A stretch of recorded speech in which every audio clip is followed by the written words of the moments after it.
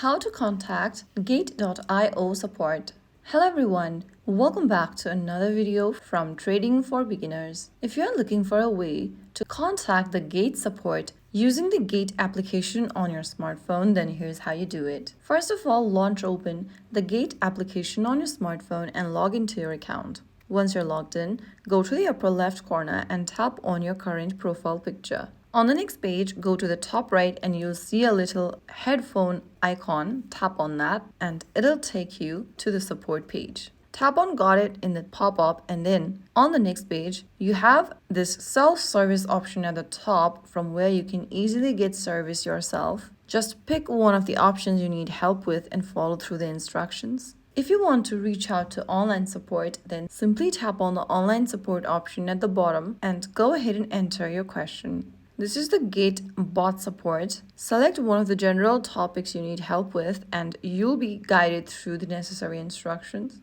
You can also check out the FAQs where you might have solutions to the frequently asked questions.